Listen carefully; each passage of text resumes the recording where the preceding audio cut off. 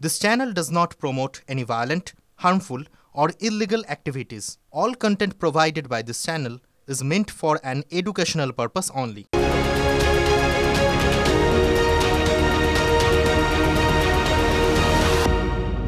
নমস্কার, আজকে নিউজ এট 2 শুরু করবে একটা চাঞ্চল্যকর খবর দিয়ে। মেয়র ফিরহাদ হাকিমের officer on special duty OSD Kalicharan Banerjee তার বিরুদ্ধে শেক্সপিয়ার সরণি থানায় এফআইআর দায়ের হলো। ট্রেডিশনাল হোক বা ট্রেন্ডি নারী, পুজো মানি প্রিয় গোপাল বিষয়ী কলকাতায় আর জেলায় জেলায় এফআইআর দায়ের হয়েছে। তিনি নাকি নিজেকে পরিচয় দিতেন অভিষেক ব্যানার্জির ঘনিষ্ঠ এবং এই পরিচয়ে তিনি দেদার টাকা পয়সা তুলেছেন বাজার থেকে, সেজন্যই গ্রেফতার। আমরা মেয়রের সঙ্গে কথা বলেছিলাম, শোনাবো ফিরহাদ হাকিমের বক্তব্য। ট্রেডিশনাল হোক বা ট্রেন্ডি নারী, পুজো মানি প্রিয় গোপাল বিষয়ী কলকাতায় আর জেলায় জেলায়। এটা আমি আগে কোনোদিন শুনিনি। তারপর যদি কোনো কমপ্লেন থাকে আমাকেই দিত, আমি ইনকোয়ারি করাতাম। এই ব্যাপারটা আমি ঠিক জানি না। যদি এরকম কোনো কমপ্লেন থাকে তো আমাকেই দিতে পারত, আমি ইনকোয়ারি করাতাম। এটা বিভাগীয় ইনকোয়ারি করাতাম। নিশ্চয়ই করাতাম। একটা মানুষের নামে যদি এমনি কোনো অভিযোগ আছে আর ভিত্তি নেই, তখন আমি তাকে কি করে সরাবো? মেয়রের ওএসডি তার বিরুদ্ধে এফআইআর, এবং এফআইআরটা কি অভিযোগে? টাকা পয়সা তোলা, দুর্নীতি, কি পরিচয় অভিষেক ব্যানার্জি ঘনিষ্ঠ। খুব স্বাভাবিকভাবে এতদিনে আপনারা জেনে গিয়েছেন যে তৃণমূলের অন্দরে অভিষেক ব্যানার্জি এবং ফিরহাদ হাকিম দুটো আলাদা পাওয়ার পয়েন্ট হিসেবে অনেক ক্ষেত্রে কাজ করেছে। চলুন, সায়ন্ত আমার সঙ্গে রয়েছে, আমি সায়ন্ত থেকে জানবো শুরুতেই। সায়ন্ত, অভিষেক ব্যানার্জির নাম করে ফিরহাদ হাকিমের ওএসডি, মানে এটা তো রাজনৈতিকভাবেও খুব তাৎপর্যপূর্ণ। একদমই রাজনৈতিকভাবে তো অত্যন্ত তাৎপর্যপূর্ণ, কারণ রাজনৈতিক মহল মনে করে যে অভিষেক বন্দ্যোপাধ্যায় এবং ফিরহাদ হাকিম দুজন কিন্তু দুটো ভিন্ন মরুর বাসিন্দা। কারণ দলের মধ্যে কোথাও না কোথাও অতীত দেখা গেছে বেশ কিছু ক্ষেত্রে মত পার্থক্য, আর সেই জায়গায় দাঁড়িয়ে অভিষেক বন্দ্যোপাধ্যায়ের অফিসের একজন আধিকারিক বলা চলে, অভিষেক বন্দ্যোপাধ্যায়ের অফিসে যিনি সমস্ত লক্ষ্মী ভাণ্ডার, স্বাস্থ্যসাথী সব কাগজ এবং বিভিন্ন কাজগুলো দেখেন, তিনি অভিযোগ দায়ের করলেন শেক্সপিয়ার সরণি থানায় ওএসডি কালীচরণ ব্যানার্জির বিরুদ্ধে। অর্থাৎ কালীচরণ ব্যানার্জি যিনি হচ্ছেন ফিরহাদ হাকিমের সবথেকে কাছের অফিসার, শুধু কাছের অফিসার বলে ভুল হবে, ফিরহাদ হাকিম কিন্তু যাবতীয় কাজকর্ম কালীচরণ ব্যানার্জির মাধ্যমে করে থাকেন। সেই জায়গায় দাঁড়িয়ে কালীচরণ ব্যানার্জির বিরুদ্ধে সরাসরি শেক্সপিয়ার সরণি থানায় অভিযোগ দায়ের। কোথাও মনে করা হচ্ছে অভিষেক বন্দ্যোপাধ্যায় গ্রিন সিগন্যাল রয়েছে বলেই কিন্তু এই অভিযোগ দায়ের করতে পেরেছেন তারই অফিসের ওই শীর্ষ আধিকারিক, এবং সেই জায়গা থেকে মূলত দলের মধ্যে কিন্তু এই বিষয়টিকে নিয়ে যথেষ্ট অস্বস্তি তৈরি হয়েছে। কারণ ফিরহাদ হাকিম বলছেন যে তাকে যদি এরকম কোনো অভিযোগ থাকতো তাকে জানাতে পারতো, সরাসরি থানায় কেন অভিযোগ দায়ের করা হলো। অন্যদিকে অভিষেক বন্দ্যোপাধ্যায় অফিস সূত্রে খবর, এই ব্যাপারে কালীচরণ ব্যানার্জির বিরুদ্ধে কিন্তু একাধিক অভিযোগ এসছে এবং অভিষেক বন্দ্যোপাধ্যায়কে বিষয়টি জানানো হয়েছিল, তারপরে কিন্তু এই অভিযোগ দায়েরের ব্যাপারে গ্রিন সিগন্যাল দেওয়া হয়।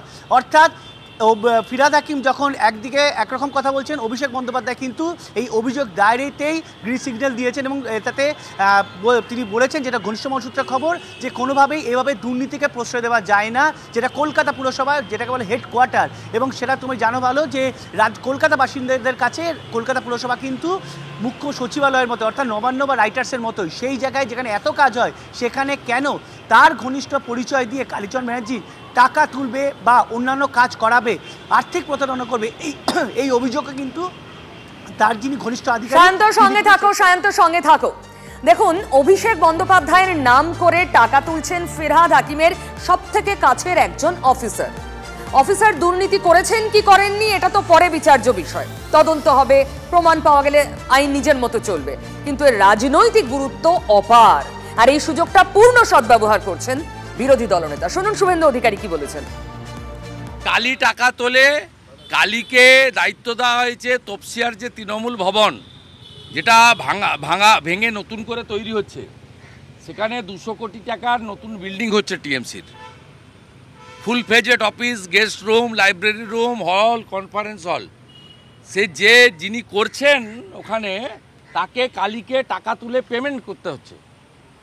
কালীর 7টা ফ্ল্যাট আছে, পার্থ চ্যাটার্জি অপার থেকে বেশি, হাওড়া থেকে, গড়িয়া থেকে, নিউ টাউন থেকে 7 ফ্ল্যাট আছে। এই তো আমি আপনাদের আগে বলেছি। শুভেন্দু অধিকারী যা বললেন তাতে এই কালীচরণ বন্দ্যোপাধ্যায় দুর্নীতির মাঠে অনেক দিনের পুরনো প্লেয়ার, কিন্তু ফিরহাদ হাকিম কোথাও কি একটা অভিমানের সুর তার গলাতেও আমরা শুনতে পেলাম? এই মুহূর্তে আমার সঙ্গে রয়েছেন প্রদীপ চট্টোপাধ্যায়, রাজনীতির বিশ্লেষক। আপনার কি মনে হয় এর ফলে তৃণমূলের অন্দরে যে ওই চিড়, বিভাজন, এইসব শব্দগুলো মাঝে মাঝে কানে আসে, এই ঘটনাকে ঘিরে তা কি আরো খানিকটা বাড়তে পারে? আমার তো মনে হয় অবশ্যই বাড়তে পারে। এবং আপনার মনে থাকবে যে ফিরহাদ হাকিম এর আগেও অনেকবার অভিমানের কথা ব্যক্ত করেছেন এবং বলেছেন, এবং তার সঙ্গে যে দলের মাঝে মধ্যেই মতপার্থক্য হয় সেটা কিন্তু পরিষ্কার।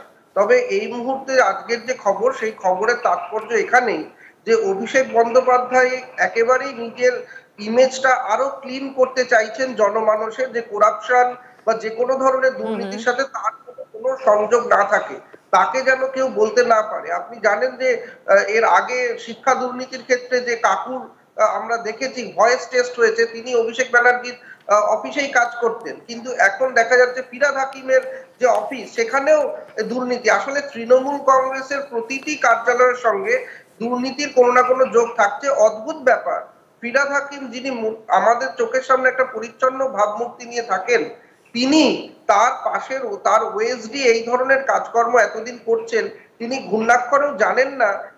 এইটা আজকে কিন্তু একটা অবাক করার মতো কথা ফিরহাদ হাকিমের কথা থেকে বোঝা যাচ্ছে। প্রদীপবাবু আমাদের সঙ্গে থাকুন। আর এই অভিযোগটি করেছেন অভিষেক বন্দ্যোপাধ্যায়ের ক্যামাক স্ট্রিট অফিসেরই এক আধিকারিক। তিনি এই কালীচরণ ব্যানার্জির বিরুদ্ধে শেক্সপিয়ার সরণি থানায় একটি অভিযোগ করেছেন। দেখুন, এই নিয়ে আইন যেমন চলবে, তদন্ত যেমন এগোবে, তেমনই কিন্তু রাজনীতির জলও বহুদূর গড়াবে। তবে একটা অত্যন্ত গুরুত্বপূর্ণ বৈঠক হয়েছে ওই ক্যামাক স্ট্রিটের অফিসেই অভিষেক বন্দ্যোপাধ্যায়ের সঙ্গে সুব্রত বক্সির। এই সুব্রত বক্সিও মমতা ব্যানার্জির অতি পুরনো সহযোদ্ধা, সৈনিক। এবং কোথাও একটা ওই যে বিভাজনের কথা মাঝে মাঝে আসে, বিভাজন রেখার একদিকে এই ফিরহাদ হাকিম, সুব্রত বক্সিরা যেমন দাঁড়িয়ে, অন্যদিকে নাকি অভিষেক ব্যানার্জি অ্যান্ড টিম। কিন্তু এই সুব্রত বক্সি এবং অভিষেক ব্যানার্জি দুজনের মধ্যে মিটিং হলো। কি নিয়ে কথা হলো? আমার সঙ্গে সৌরভ গুহ রয়েছেন, আমার সহকর্মী। সৌরভ, মিটিংটি গতকাল হয়েছে, প্রায় কাকপক্ষী টের পায়নি। এবং গোটা মিটিংটা জুড়ে যেটা মনে করা হচ্ছে যে মমতা বন্দ্যোপাধ্যায়ের নির্দেশে এই বৈঠক হয়েছে, যেখানে আদি নব্য নিয়ে বাইরের লোকজন, তৃণমূল কংগ্রেসের বাইরের বৃত্তের মানুষজন আলোচনা করেন, বিভিন্ন সময় রাজনৈতিক মহলে আলোচনা হয়, এই দ্বন্দ্বের কথা বারে বারে ফুটে ওঠে। সেখানে দাঁড়িয়ে তৃণমূল কংগ্রেসের শীর্ষ নেতৃত্ব তারা উপলব্ধি করছেন যে কোথাও একটা মমতা বৃত্ত এবং অভিষেক বৃত্ত তৈরি হয়েছে দলের অন্দরে, এবং আগামী দিনে তা সে নির্বাচনী হোক বা অন্যান্য কর্মসূচি, এই প্রতিপক্ষ দুই শিবিরকে পরিপূরকের জায়গায় না নিয়ে যেতে পারলে এটা কিন্তু শাসক দলের কাছে বড় অস্বস্তির কারণ।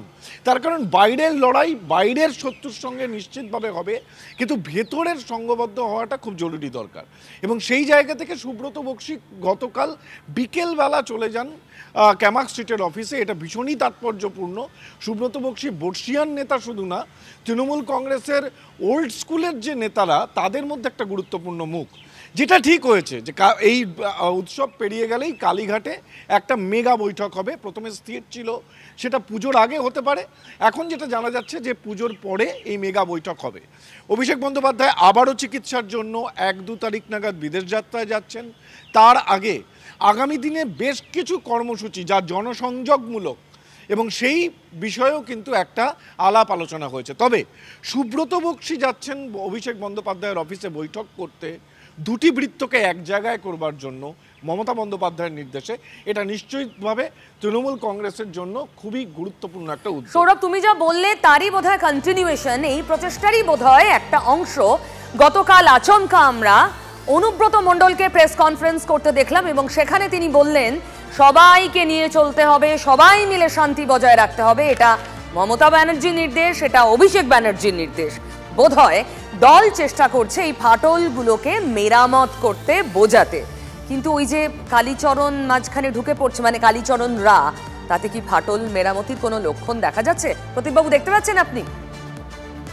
একেবারেই না। আসলে ফাটলটা এমন ভাবে ধরেছে, এখন আসলে দুটো বৃত্ত নেই। যত দিন যাচ্ছে তৃণমূল কংগ্রেসের যারাই মানে খুব কোর গোষ্ঠী, তারা বুঝতে পারছে যে ব্যাটনটা ধীরে ধীরে অভিষেক ব্যানার্জির হাতে যাচ্ছে। ফলে এখন মমতা বন্দ্যোপাধ্যায় হয়তো নির্দেশ দিচ্ছেন যে অভিষেক বন্দ্যোপাধ্যায়ের নেতৃত্ব, তার যে কৌশল, তার স্ট্র্যাটেজি, তার যে ভিশন, সেগুলোর সাথে যাতে পুরো তৃণমূল দলটা নিজেদেরকে একাত্ম করে নিতে পারে। আমার মনে হয় যে এইটা আসলে অভিষেক বন্দ্যোপাধ্যায়ের নেতৃত্ব যে আগামী দিনে আরো গুরুত্বপূর্ণ একটা জায়গায় থাকবে এবং তার ভয়েস যে গুরুত্বপূর্ণ হয়ে উঠবে, সেটাই একটা বার্তা মমতা বন্দ্যোপাধ্যায় হয়তো ভেতরে তার যে পুরোনো দিনের সহকর্মীরা তাদেরকে দিতে চাইছেন। এবং প্রদীপ বাবু, আপনি তো যথার্থ বলেছেন। আমরা দেখেছি নবজোয়ারের সময় একই মঞ্চে দাঁড়িয়ে মমতা ব্যানার্জি বলেছিলেন আমি উত্তরসূরিদের রেখে গেলাম। অভিষেক ব্যানার্জির সঙ্গে নাম নিয়েছিলেন ফিরহাদ হাকিমেরও।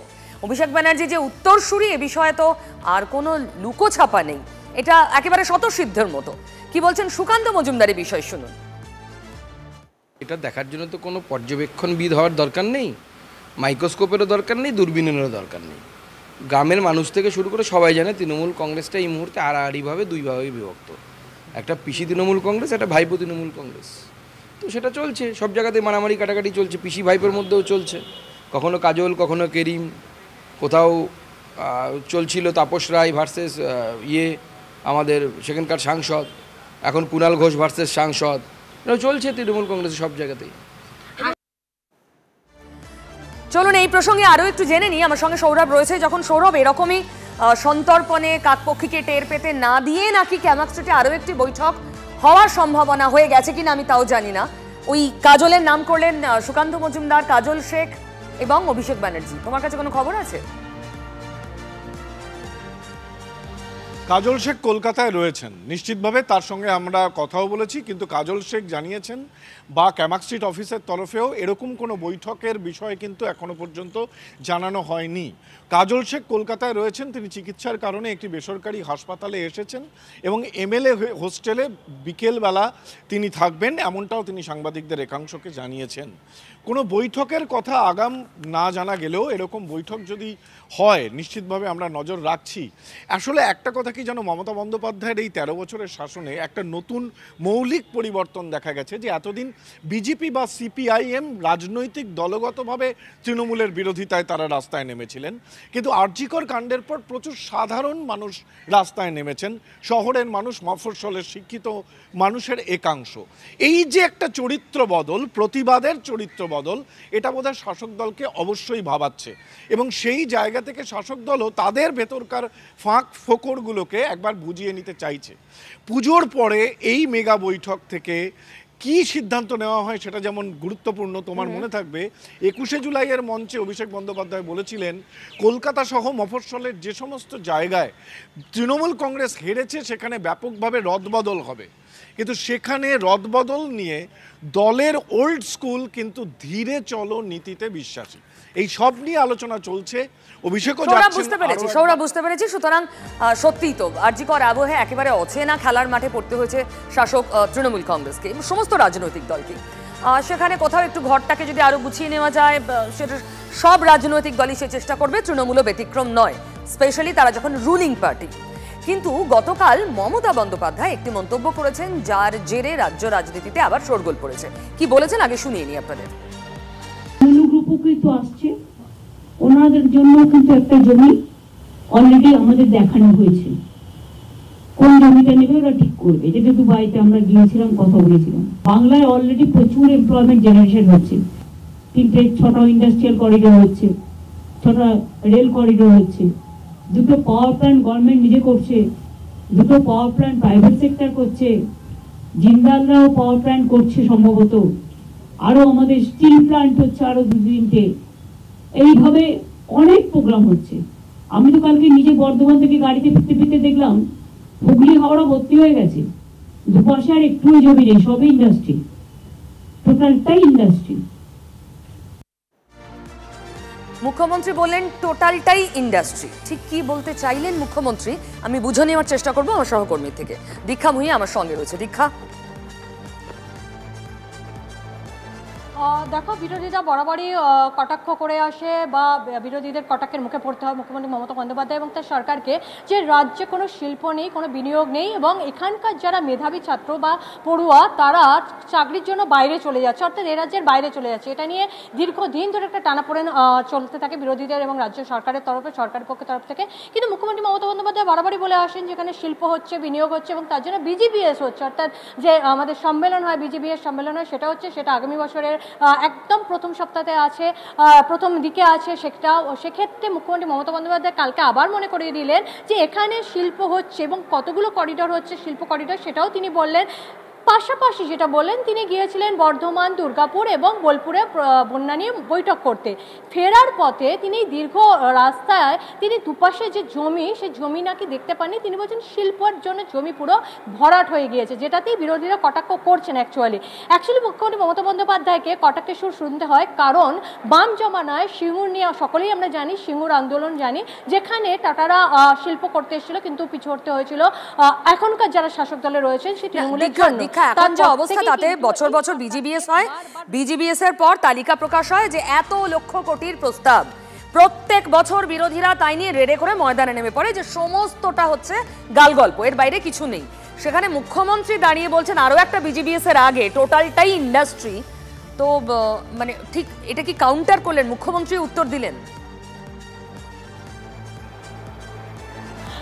একদমই তাই। তার কারণ হচ্ছে মুখ্যমন্ত্রী যেহেতু কটাক্ষের সুর ভেসে আসে এবং বিজিবিএর সামনে রয়েছে, দেখলে কিভাবে কালকে বলেছেন যে লেদার কমপ্লেক্স হচ্ছে, শুধু তাই না, এখানকার লেদার যা সামগ্রী তৈরি হয় সেগুলো বিদেশের মাটিতে যায়, সেখানে রপ্তানি করা হয় এবং সেখানে আমাদের পশ্চিমবঙ্গ 1 নম্বর, সেটাও তিনি কালকে কিন্তু বলেছেন। অর্থাৎ বিরোধীরা যে বারবার বলে এ রাজ্যে শিল্প নেই, সেটাকে তিনি কাউন্টারপার্ট করে বোঝাতে চাইলেন বিজিবিএস এর আগে কোথায় শিল্প নেই বলছেন। চারদিকে তো যে জমি, ফাঁকা জমি, রাস্তার দুধারে, হাইওয়ে রাস্তার দুধারে, সেখানে তো কোনো জমিই পড়ে থাকছে না। অর্থাৎ তিনি বোঝাতে চাইছেন যে জমি যেগুলো নেই সেগুলোতে শিল্প হচ্ছে, আর এখানে বিরোধীরা বলছেন এটা শিল্পের জন্য জমি নেওয়া হচ্ছে না অন্য কারণে জমি নেওয়া হচ্ছে, সেটা তো কেউ জানে না। সেই জন্য বিরোধীরা। তোমাকে অনেক ধন্যবাদ। দেখুন, মুখ্যমন্ত্রী বলছেন যে জমি ফাঁকাই পাওয়া যাচ্ছে না, কারণ এত শিল্প হয়ে গিয়েছে, ভর্তি হয়ে গিয়েছে জমিতে শিল্প।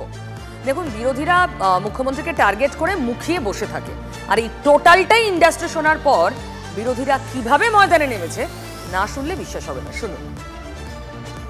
আসছেন, এসেছেন, চুক্তি করেছেন, এইসব তো 13 বছর ধরে দেখেছি আমরা।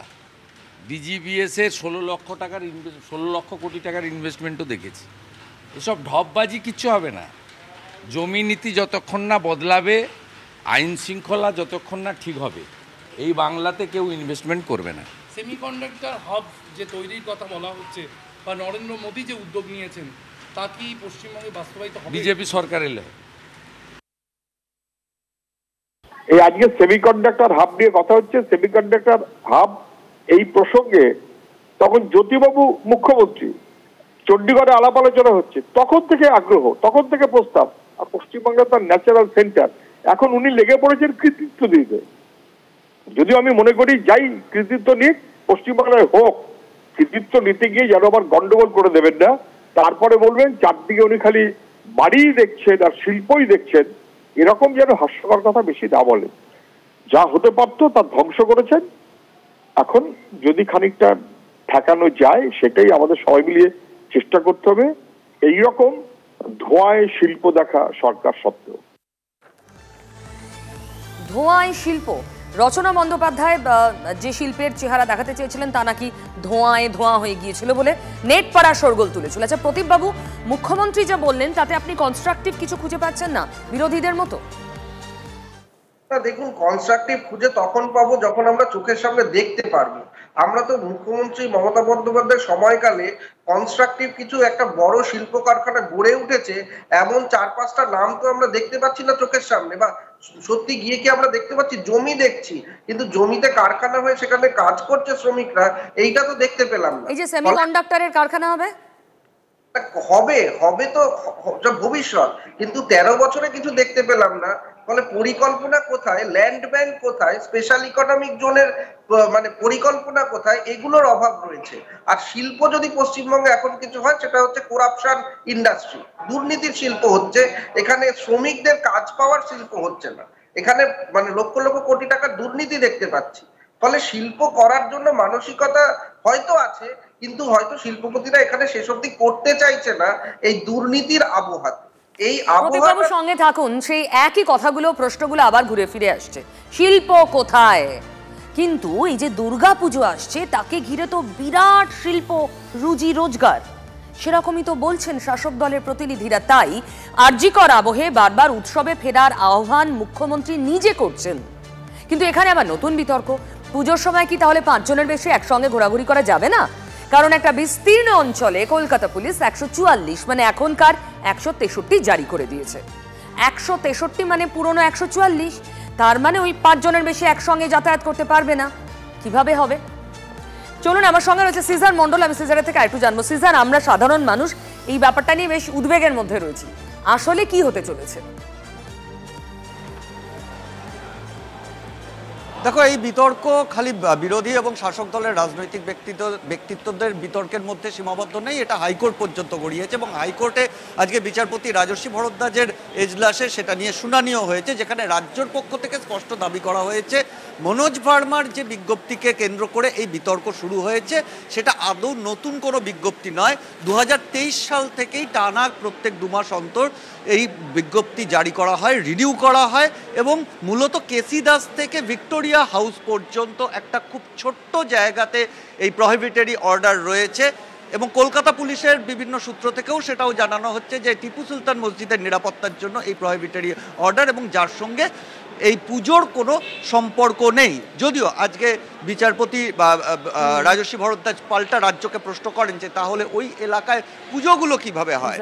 সেখানে দাঁড়িয়ে রাজ্যের বক্তব্য একটা অত্যন্ত শর্ট স্ট্রেচে এই প্রহিবিটরি অর্ডার রয়েছে, সেই কারণে পুজোর কোনো সমস্যা হয় না। যদিও আগামী সোমবার পরবর্তী শুনানির আগে বিচারপতি রাজ্যকে স্পষ্টভাবে জেনে আসতে বলেছেন যে রাজ্যের আইনজীবীকে, যে রাজ্য যেহেতু একটি মিছিলকে কেন্দ্র করে এই মামলা হয় সেই মিছিলের অনুমতি দেবে কিনা, 1, 2 এই প্রহিবিটরি অর্ডার কতটা জায়গা জুড়ে এক্স্যাক্টলি রয়েছে এবং 3 এই যে বিজ্ঞপ্তি সেই বিজ্ঞপ্তি প্রত্যাহার করার কোনো সুযোগ রাজ্যের আছে কিনা, এই 3টে বিষয় স্পষ্ট করে জেনে আসতে। অর্থাৎ বিতর্কটা আগামী সোমবার পর্যন্ত অবশ্যই মাথা চাড়া দিয়ে রইল, যেহেতু গোটা বিষয়টা হাইকোর্টে বিচারাধীন। সিজার, তোমাকে অনেক ধন্যবাদ। দেখুন, আগামী শুনানি পর্যন্ত তো বিতর্ক চলবেই, আর ততক্ষণ রাজনীতিও ভালো একটা ইস্যু আর অক্সিজেন পেয়ে গেল। সুকান্ত মজুমদার, মীনাক্ষী মুখার্জিরা কি বলছেন শুনুন। পুলিশ চেষ্টা করবে যাতে যে স্লোগানগুলো বারবার উঠেছে বাংলার মানুষের মুখ থেকে এবং বুক থেকে, যে দফা 1 দাবি 1 মমতার পদত্যাগ, তারপরে ধরুন উই ওয়ান্ট জাস্টিস, তো এই ধরনের স্লোগানগুলোকে আটকানোর জন্য পুজোর মরশুমে মাননীয় মুখ্যমন্ত্রী আমাদের মহারানীর, হীরক রানীর যেন কোনোভাবে কানের মধ্যে এই সমস্ত না পৌঁছয়, সেই জন্য তার সাগরেদ যারা আছেন, তার পার্ষদ পরিষদ, তারা উঠে পড়ে লেগেছেন।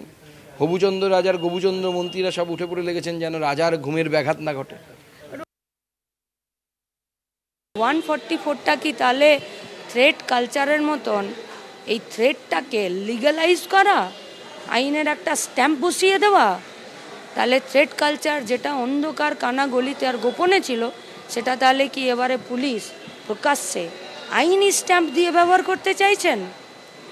পশ্চিমবঙ্গ নাম এই রাজ্যটা, মানুষ এখানে প্রতিবাদ করতে জানে, অপরাধ প্রবণতাকে কমানোর জন্য তো 144, সেক্ষেত্রে তো কোনো ভূমিকা নেই।